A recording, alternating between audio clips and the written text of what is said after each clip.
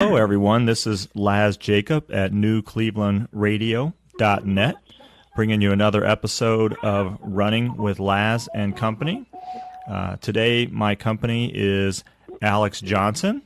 I had the pleasure of meeting Alex a couple years ago at one of the races that he puts on here in Brunswick, and I'll let him kind of go through that. But we want to bring you some good information about not only what the pumpkin run is, but what it actually takes to put on a race.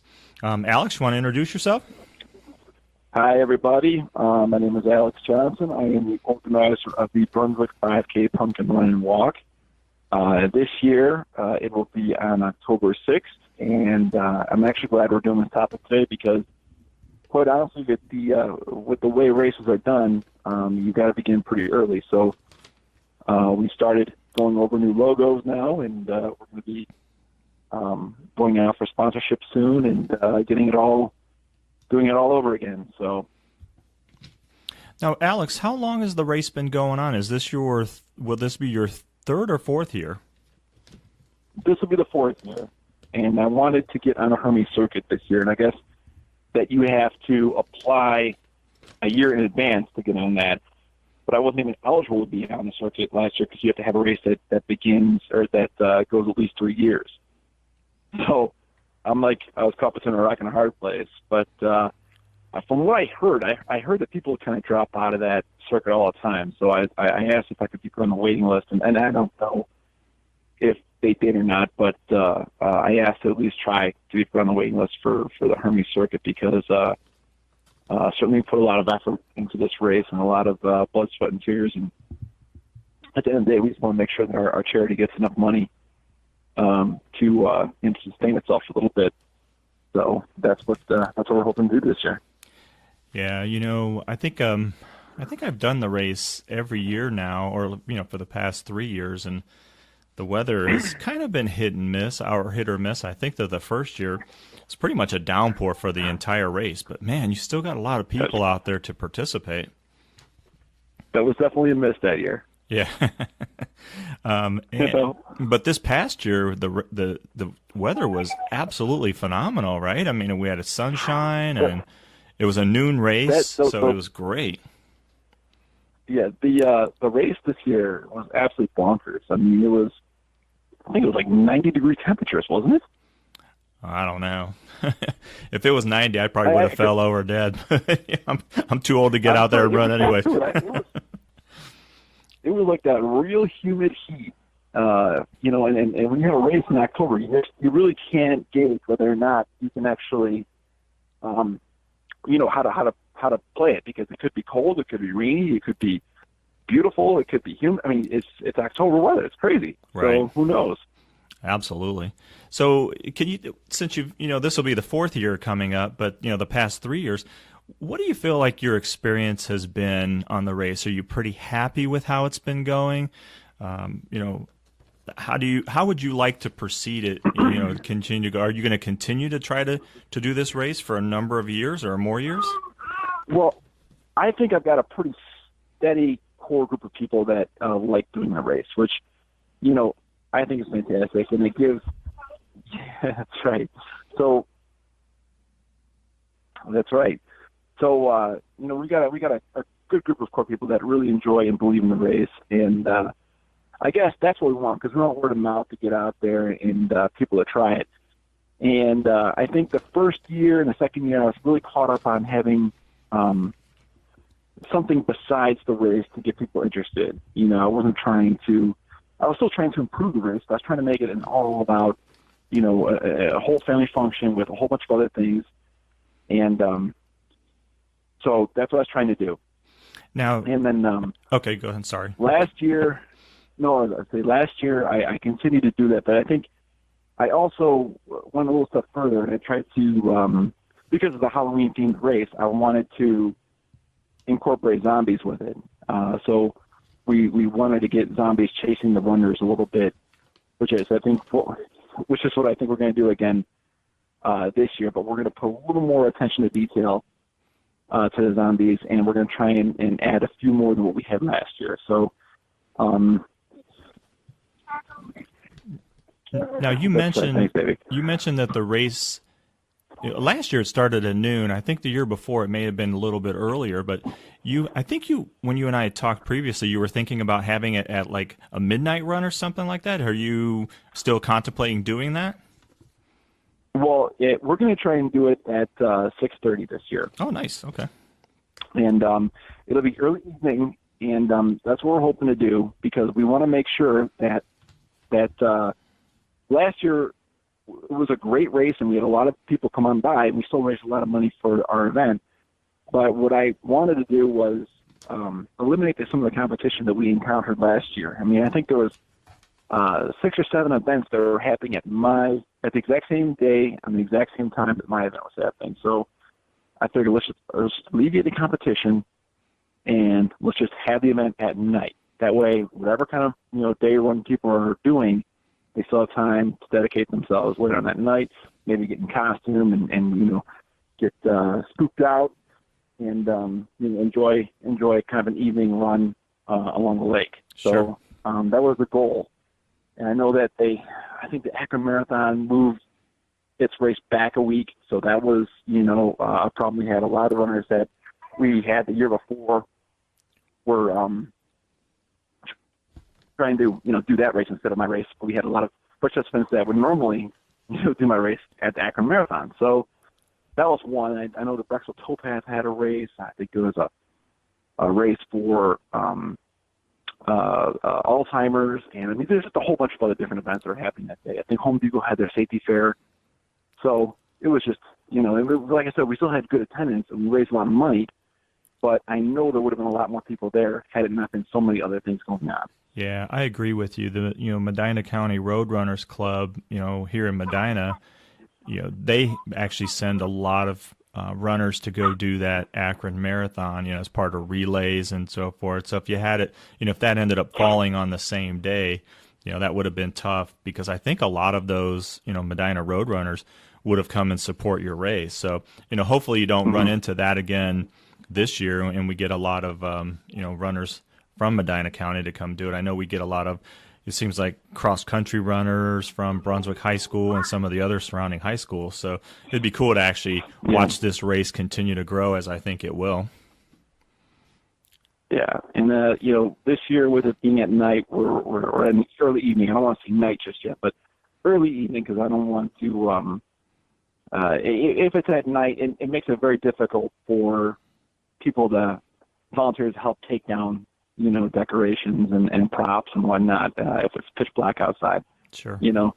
But the goal would be to definitely do it. And plus, you got to put lighting up on the forest and everything like that. So but we have it kind of like at a dusk setting where the runners are running around the trail and through the neighborhoods, and then it's kind of a safe thing because people can still see what's going on in front of them. But it still adds a little bit to the lure of the spookiness and Halloween kind of atmosphere which I'm trying to create. Absolutely. And the other good thing too is if we're running through neighborhoods, because I remember the race last year actually got to go through some residential neighborhoods, and if people have their yards decorated with Halloween stuff at that point, just when it's dusk or whatever, it kind of just makes it that much cooler. Right. So we got to worry about new awards this year. We have to worry about the medals again this year. We have to get more decorations, more props to put up along the trail, and then we got to find volunteers to dress up and be zombies. I mean, we've got a whole bunch of ideas happening that I wanted to bounce off some people, but it's a process, and you try and do the best you can throughout the year, and it can be all consuming if you let it be. Certainly, I've once July hits, quite honestly, it's really nothing but the pumpkin run in my house, and it's, right. My wife has put up with my crap, having Halloween decorations in the garage for 2 months, while I'm trying to organize things and get things ready. So when the holiday actually comes around, I'm tired. I'm done. I just want it out of there, Right. Well, it almost sounds like with, putting on a race or being a race director, it's almost like an entire year function of, you may have a little bit of downtime after the race, but, if you've already started some planning and it's, middle of January and the race isn't until October, It sounds like it's Right. just a whole, like a whole 6 or 7 or 8 months of just nothing but work putting these races on. Well, we have wonderful sponsors, amazing sponsors, and I couldn't be luckier. But it's just like anything else. When you put that packet out and send them out to the sponsors, and you're looking for sponsorships, and they commit, then you have to chase down the sponsors to make sure that they fulfill. And they're fantastic, but I mean that too is work, and you don't want to be a tax collector. You just want to be able to try and do your best and get it out there. But that's a added stress that you have to deal with, because if you don't collect on that, then all that stuff comes from out of pocket. So T-shirts and prizes, awards, all those things, that all comes out of pocket if you can't, and of course the race itself is costly. So Sure. That's what I'll be doing pretty much from between now and July. Just trying to make sure we solidified a solid base of sponsorships, and we make sure we advertise them and do our best. That was another thing too. When we do a race, we try to advertise to our sponsors that they were certain sponsor packages, and we'd advertise them on the trail. We'd play commercials that indicating who they were and how they how they got involved and that kind of thing. So it's kind of fun. It sounds like a little bit like a radio show, with the Pumpkin Run commercials that play on and off between the spooky music songs. Well, if there's anything that that we can do at newclevelandradio.net to help you out, let me know, since I can set up out there for you and interview whomever you want me to interview, and we can help you any way that we can. We'll be there for you. Right. Well, I think that we're gonna continue on with what we've been doing. We're gonna add on this year magician. I think we're gonna bring a magician. We're gonna bring a guy from Paranormal Witness, and he'll be available for stories or for reference. If people want to be able to try and contact people through through the clairvoyant, and certainly his services will be there. And of course, around Halloween time, it's always kind of fun to do that sort of thing. Yeah, I'd love to be part of that, Alex. So just let me know. Yeah, no, it's we're going to get the ground troops running here in just a little bit. So you better watch what you're asking for. Yeah. No problem. Like I said, we definitely here at the station have the ability to get out there and interview whomever that you would like for us to do. So if you have some sponsors that may be interested in talking to us about how we can help promote them, we're more than willing to do that for you. Well, here's another question to you, because you've done the race now for 3 years. You're a third timer. Hopefully, going to be a fourth timer. I will be. And as long as I'm here, I will be. What did you see? What did you like? What did you not like about the races over the years? What were some things that you work on to make stronger, or what are some things that you'd maybe pass on or not pay as much attention to? There's no way I would pass on it, just because I enjoy doing races in Brunswick. I enjoy I consider you a friend, so I would always be there to do the race. And I know that the monies that you try to raise help the food bank, I think, in Brunswick, which is something near and dear to my heart. So I will always be there. I think if anything, I would probably say, I think last year, I can't remember a couple years back, but I know last year I think the awards were just given out to the top person in each age group. I thought I heard a couple of people that didn't necessarily think that was the best thing. I think that people like to see 3 deep in age groups and so forth. So I mean, if you can, I know there's a cost to all that, the different awards and everything like that. And the awards you give are so cool. I still have one sitting on my dashboard of my car, my little tombstone. So I love that. But if anything, that would probably be something to consider if you can. But other than that, I think the change up of the course this year I thought was pretty good, because again, we got to run through some residential neighborhoods, but yet we still got to go through the Brunswick Lake area there, which is beautiful. You only have to go on the street, really not even just one time, so you're not too concerned there. But you have the Brunswick Police Department helping out. So other than that, I think it was really good. I think the change up in time might be pretty cool too, because I actually did 2 races that day. I went down and did the Cleveland State run at 9:00, and then came up and did your run. Oh. So yeah, so it was cool. I did 2 5Ks that day, and I think I placed in both of them, which was good for me. You know, I don't really place much anymore, but that would be that would be the only thing that I probably heard. I know that the one criticism I received almost immediately off of social media was that there really was not a lot of attention paid to the walkers. I think that's the fault of me ultimately, but I think there could have been a little more direction from Hermes to tell them where to go and where to line up and what where they should have been lined up and what their path was, you know, because I don't think that they understood exactly what was going on. So that's definitely something we're gonna take care of this year. We're gonna make sure we take care of everybody. And I love getting the negative feedback too, because I want to try and make this thing as good as possible. So I kind of thrive off the good stuff just as much as I thrive off the bad thing, the good stuff. So I'm gonna do that, and of course we're gonna work on our haunted forest aspect of things with some live actors, volunteers, and see if we can get some more zombies out there. And I know the one lady I worked with last year, she is interested in help making some like 3-4 foot tall Peanuts characters, Charlie Brown, Great Pumpkin, Charlie Brown. So we're going to put some of those all around the place. I know the Great Pumpkin Patch was a huge success last year, so we're going to do that again this year. So yeah, you know, we're looking forward to this. It's going to be hopefully another great year.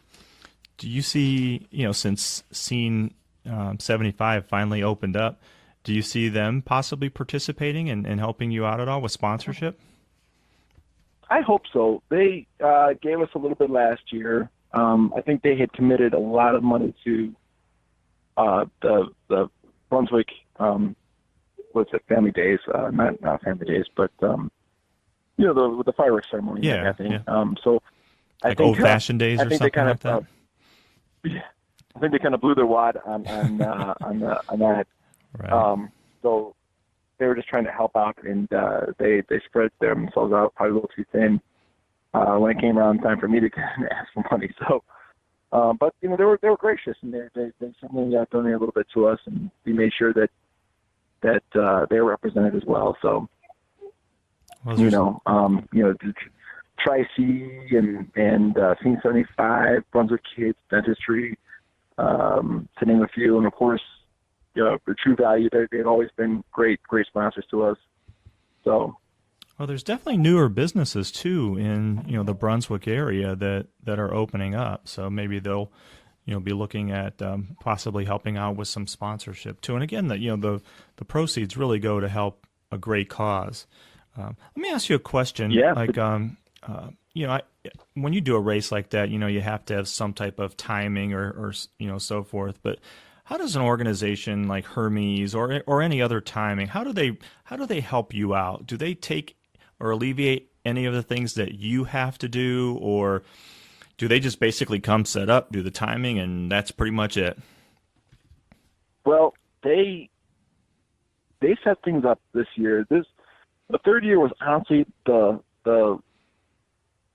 least stressful year I've ever had putting on an event like this. I came in and they pretty much put everything together from registration to the timing and everything. So they did a fantastic job. They made sure that they collected all the bibs on time and everything. So there is no problems from me regarding Hermes timing this year.